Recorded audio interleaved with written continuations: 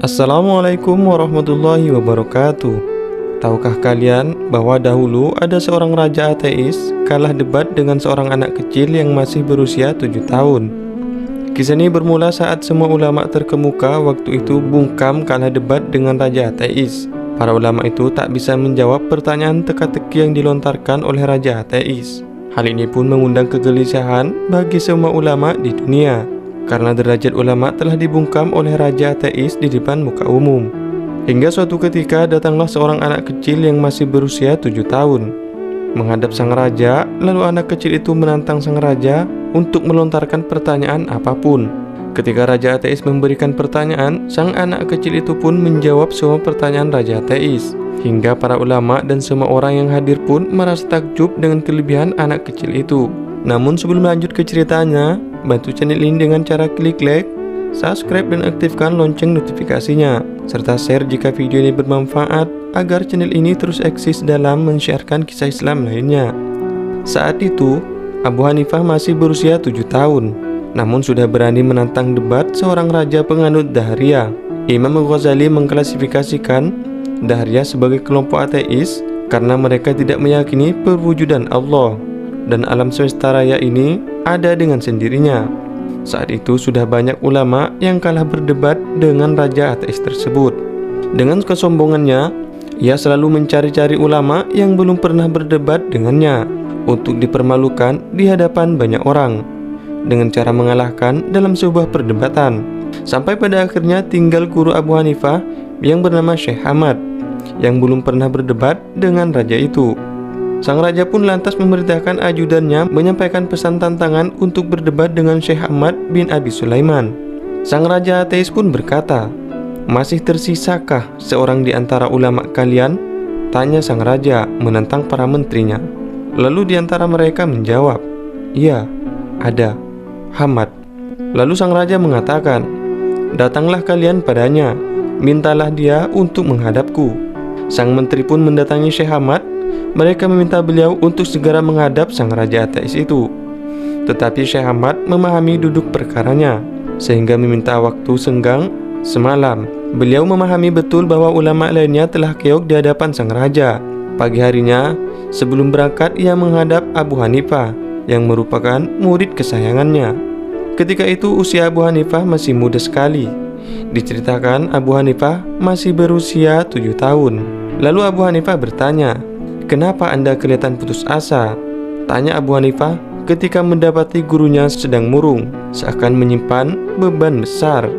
Lalu Syekh Ahmad menjawab, "Bagaimana mungkin aku tidak berputus asa, sedangkan aku diminta menghadap sang raja ateis yang para ulama telah bungkam oleh pertanyaan-pertanyaannya. Selain itu, aku mimpi tidak enak semalam," kata Syekh Ahmad. "Apa itu?" tanya Abu Hanifah penasaran. Lalu Syekh Ahmad menceritakan mimpinya. "Aku melihat rumah yang luas dan penuh hiasan. Yang tertanam di dalamnya adalah pohon-pohon berbuah. Lalu dari sudut rumah itu keluarlah babi dan memakan buah, daun dan dahannya, hingga tak tersisa apapun kecuali ujung bawah batangnya. Tak lama dari batang itu muncullah singa dan membunuh babi itu," kata Syekh Ahmad menceritakan kepada Abu Hanifah. Lalu Abu Hanifah berkata, "Guruku, Allah Subhanahu wa Ta'ala telah mengajariku ilmu takbir mimpi. Mimpimu ini baik untuk kita dan buruk untuk musuh-musuh kita. Maka, jika engkau mengizinkan saya menafsirkannya, saya sungguh akan melakukannya." Lalu Syekh Ahmad berkata, "Tafsirkanlah mimpi itu, hai Nu'man." Abu Hanifah pun mulai mengartikan mimpi gurunya. Rumah yang luas dan penuh hiasan adalah Islam. Pohon-pohon berbuah ialah para ulama. Ujung batang yang tersisa di situ adalah engkau. Babi adalah sang raja ateis, dan singa yang membunuhnya adalah saya. Maka berangkatlah engkau dengan membawa saya. Dengan begitu, berkat keistimewaan dan kemuliaanmu, saya memiliki kesempatan untuk berbicara dengan raja itu, kata Abu Hanifah menafsirkan mimpi gurunya. Mendengar penjelasan Abu Hanifah, Syekh Ahmad pun senang bukan main. Beliau pun langsung mendatangi tempat perjanjiannya dengan para menteri. Mereka pun datang dan para hadirin berkumpul bersama Syekh Ahmad. Sementara itu, Abu Hanifah berada di bawahnya sambil mengangkat sepatunya dan sepatu gurunya. Sang raja pun juga tiba dan langsung menunggu di singgasana. Lalu berkata, "Mana ulama yang mampu menjawab pertanyaanku?" Tantangnya suasana pun hening. Apalagi ulama lain, bahkan Syekh Ahmad sendiri pun juga belum menjawab. "Apa-apaan ini? Bertanyalah. Akulah orang yang mampu akan menjawab pertanyaanmu." Jawab Abu Hanifah memancing sang raja mengeluarkan pertanyaan yang sudah membungkam para ulama lainnya. Abu Hanifah pun yakin bisa menjawab meskipun dirinya masih teramat muda. Lalu sang raja bertanya, "Siapa engkau, hai anak muda? Kau bermaksud berbicara denganku? Bagaimana dengan para sesepuh yang berpangkat dan berbaju mewah itu? Bagaimana dengan para pembesar yang telah keok di depanku? Bagaimana mungkin engkau yang masih kecil dan hina ini mampu melakukannya?" Lalu Abu Hanifah menjawab, "Allah tidak meletakkan kemuliaan untuk para pembesar atau yang berbaju mewah. Allah meletakkannya untuk para ulama," kata Abu Hanifah. "Jadi engkau mau menjawab pertanyaan-pertanyaanku?" kata sang raja dengan penuh emosi. Abu Hanifah mengangguk. Sedikitpun ia tak merasa gentar harus berdebat dengan raja ateis itu. Di sisi lain, ia sangat yakin dengan mimpi gurunya bahwa ialah pemenangnya. Ia pun mulai terlibat perdebatan dengan sang raja. Lalu raja itu bertanya, "Apakah Allah itu ada?" tanya raja. "Iya," jawab Abu Hanifah. "Di mana dia?" kata raja. Lalu Abu Hanifah menjawab, "Dia tidak memiliki tempat berdiam."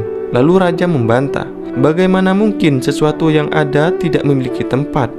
Lalu Abu Hanifah berkata, "Buktinya ada di badanmu sendiri." Lalu sang raja bertanya, "Apa itu?"